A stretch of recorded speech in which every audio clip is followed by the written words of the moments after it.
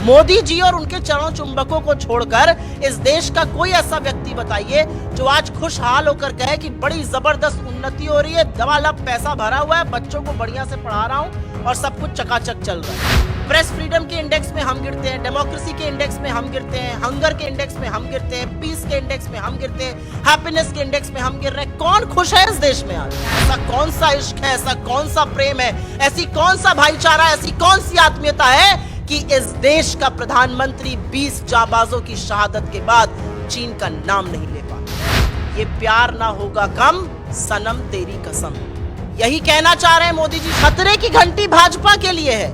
19 घटक दल छोड़ के चले गए। महंगाई, बेरोजगारी, गरीबी, आर्थिक असमानता सर चढ़ के बोल रही है लोगों के। आजादी का आंदोलन हम लड़ रहे थे और शहादत दे रहे थे तो हमने ये नहीं सोचा था कि ब्रिटेन की हुकूमत बड़ी है, ब्रिटेन की अर्थव्यवस्था बड़ी है, उनसे हम कैसे लड़ेंगे। हमने सत्य और अहिंसा और देशभक्ति और राष्ट्र प्रेम के बल पर इस सरकार के ब्रिटानिया हुकूमत को घुटने टिकवाकर इस देश से विदाई करा दी।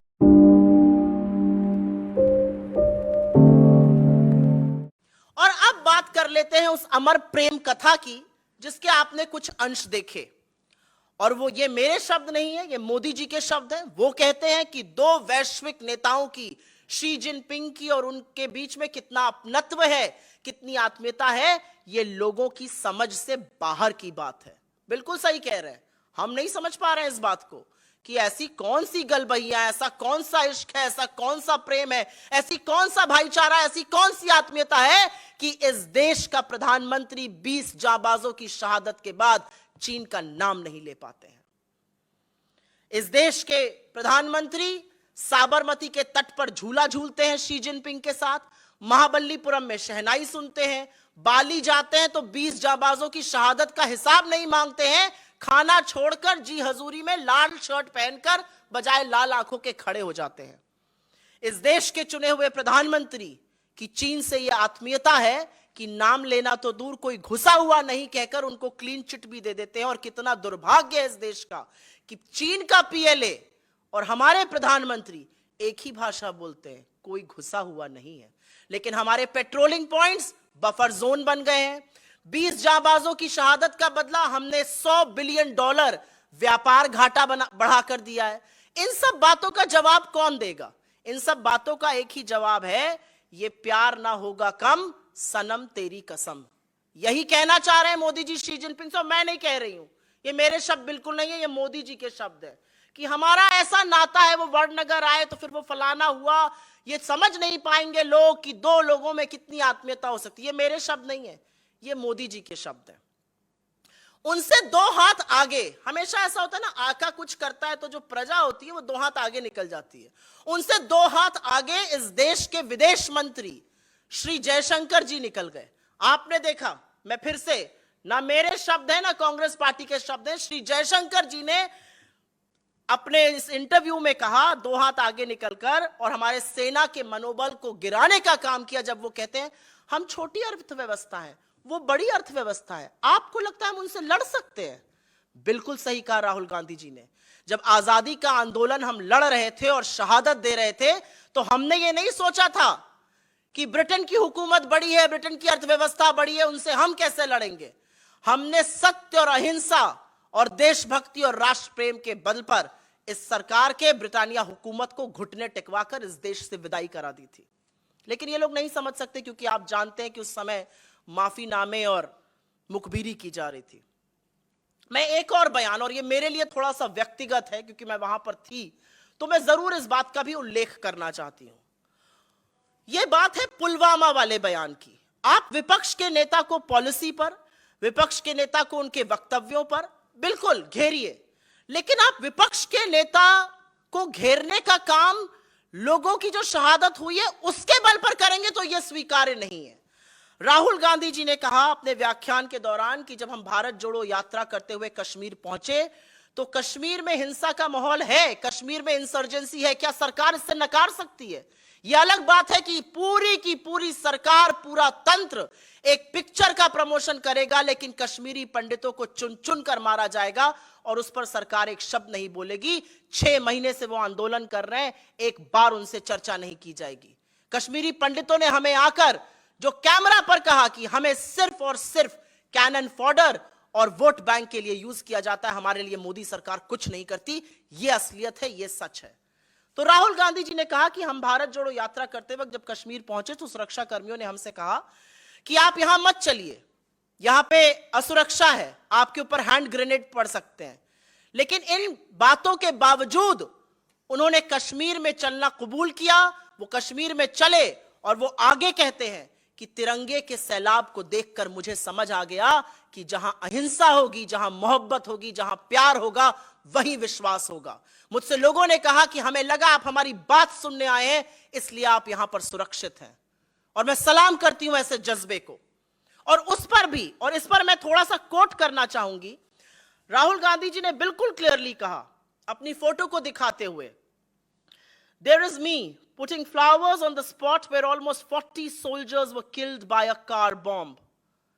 आपके साथियों को, नोएडा के कमांडो वॉरियर एंकर गण को by a car bomb, in a car bomb समझ में आता है। अगर ट्रांसलेशन आप गलत कर रहे हैं तो मेरे नेता के खिलाफत आप ये नहीं कर सकते हैं।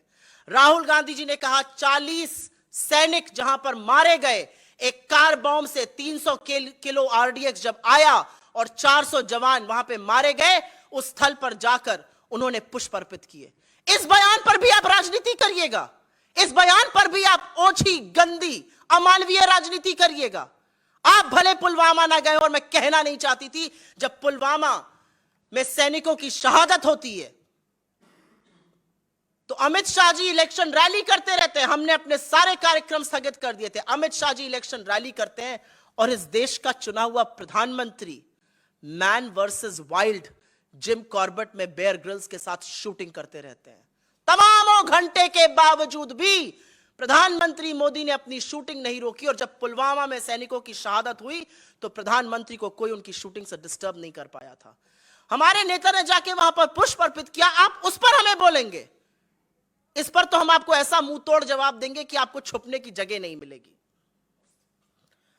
और अंत में मैं एक बात जरूर कहूंगी कि कैम्ब्रिज यूनिवर्सिटी जैसे विश्वविख्यात संस्थान में जो 1206 में स्थापित हुआ, और जैसा कि मैंने आपको बताया जहां पर leading luminaries of our times पढ़कर निकले, चाहे उसमें पंडित नेहरू हो, चाहे राजीव जी हो, चाहे चार्ल्स डार्विन हो, चाहे स्टीफन हॉकिंग हो, चाहे अमर्त्य सेन जी की एसोसिएशन रही हो, एक जबरदस्त इंस्टीट्यूट है ये।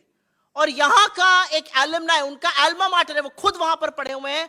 वहां पर जाकर जब वो भारत के ध्वजवाहक बनते हैं, जब वो भारत की अहम भूमिका की दुनिया में बात करते हैं, तो सिर्फ एक बात समझ में आती है, भारतीय जनता पार्टी के आरोप और उनका जो विद्रूप राजनीति है, वो या तो उनको समझ में नहीं आया कि वो क्या कह गए, लेकिन मैं उनको जरूर कहूंगी, नफरत के इस बाजार से निकलिए, अपने ज्ञान चक्षु खोलिए, अपने ऊपर एक एहसान करिए।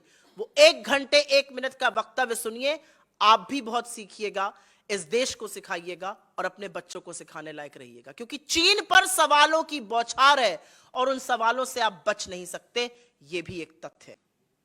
राहुल गांधी एक ऐसी तस्वीर नहीं पेश कर रहे हैं। इस देश का, आप G20 की बात कर रहे हैं, और G20 प्रमुखता से इकोनॉमिक इश्यूज पर होता है। इस देश का जीडीपी का डेटा कितने पे आया है? 4.4% पे। इस देश की मैन्युफैक्चरिंग लगातार 2 तिमाही से नेगेटिव टेरिटरी में चल रही है। इस देश में महंगाई का यह स्तर है कि 50%, जो सबसे गरीब लोग हैं वो 64% जीएसटी अदा कर रहे हैं, और सरकार उस पर अपना सीना ठोक रही है। यह तो इस सरकार का नैतिक दिवालियापन दिखाता है। इस देश में बेरोजगारी का यह आलम है कि सरकार कहती है पकौड़ा तल लो, और पकौड़ा तलने वाला जो सरसों का तेल है वो 90 रुपए से 220 पर हो गया है। आटे पर जीएसटी आपने लगा दिया, दही पर जीएसटी आपने लगा दिया है। ये तो आपका इकोनॉमिक ढांचा है। असलियत यह है कि यहां पर आए हुए, चाहे वो यूएस सेक्रेटरी ऑफ स्टेट हो, जिन्होंने 2021 में भी, और मुझे मैं इसका समर्थन नहीं करती हूं, कोई भी बाहर की ताकत हम पर बोले, मुझे इसका बिल्कुल भी समर्थन नहीं करना है, लेकिन जब लोग कहते हैं कि we are keeping an eye on the persecution of people in India and religious places, आपको बिल्कुल वो सुनना पड़ेगा। जब लोग कहते हैं कि प्रेस फ्रीडम इन इंडिया गिर रहा है, जब लोग कहते हैं कि डेमोक्रेसी इंडेक्स में हम गिर रहे हैं, ये हमारे आंकड़े नहीं है, ये हमारे इंडेक्स नहीं है। प्रेस फ्रीडम के इंडेक्स में हम गिरते हैं, डेमोक्रेसी के इंडेक्स में हम गिरते हैं, हंगर के इंडेक्स में हम गिरते हैं, पीस के इंडेक्स में हम गिरते हैं, हैप्पीनेस के इंडेक्स में हम गिर रहे हैं। कौन खुश है इस देश में आज? मोदी जी और उनके चरण चुंबकों को छोड़कर इस देश का कोई ऐसा व्यक्ति बताइए जो आज खुशहाल होकर कहे कि बड़ी जबरदस्त उन्नति हो रही है, दवालब पैसा भरा हुआ है, बच्चों को बढ़िया से पढ़ा रहा हूं और सब कुछ चकाचक चल रहा है। मुझे तो आज तक कोई ऐसा व्यक्ति मिला नहीं। अगर आप लोगों को मिले तो जरूर उस नमूने को मेरे से देखिए, क्योंकि मैं 2 दिन से लगातार ये सुन रही हूं 3 राज्यों के नतीजे। आप आंकड़े उठाकर देख लीजिएगा। त्रिपुरा में जहां पर ठोका जा रहा है पीठ अपने स्पष्ट बहुमत की, सीटें भी गिरी हैं, वोट शेयर में भी जबरदस्त गिरावट आई है। मेघालय में पिछली बार कम सीटों पर चुनाव लड़के जीता गया था कुछ सीटें, इस बार ज्यादा सीटों लड़ी गई, जीती कम गई। मैं आपको बताती हूं असलियत क्या है इस चुनावों की, क्योंकि नॉर्थ ईस्ट के बाहर भी एक दुनिया है। 33 साल तक भाजपा का गढ़ रहा महाराष्ट्र की एक सीट कस्बा पेठ। 33 साल उस गढ़ को हमने ध्वस्त किया, और वो तब किया जब आपने समूचे विपक्ष के खिलाफ अपनी निरंकुश एजेंसियों को छोड़ा हुआ है, और आप हर तरह का काम विपक्ष की पार्टियों के खिलाफ करा रहे हैं। 51 साल के बाद हमने एक सीट वेस्ट बंगाल में जीती, और वो हमने अपने काम के दम पर जीती है। हमने जो राजनीति हम कर रहे हैं उसके बल पर जीती है। खतरे की घंटी भाजपा के लिए है। 19 घटक दल छोड़ के चले गए। महंगाई, बेरोजगारी, गरीबी, आर्थिक असमानता सर चढ़ के बोल रही है लोगों के। अगर खतरे की घंटी ना होती तो जिन बातों पर राहुल गांधी जी की या कांग्रेस की खिलाफत होती है, ये सिर्फ और सिर्फ सरकार की बौखलाहट और उनका डर दिखाता है। जब आप छोटे संस्थानों पर, जब आप रिसर्च ऑर्गेनाइजेशंस पर, जब आप 21 साल की क्लाइमेट एक्टिविस्ट पर, जब आप एक वेब पोर्टल के खिलाफ ईडी, सीबीआई भेज देते हैं, तो ये आपका 56 इंच का सीना नहीं, ये आपका दुर्बल मन 56 ग्राम का वजन दिखाता है।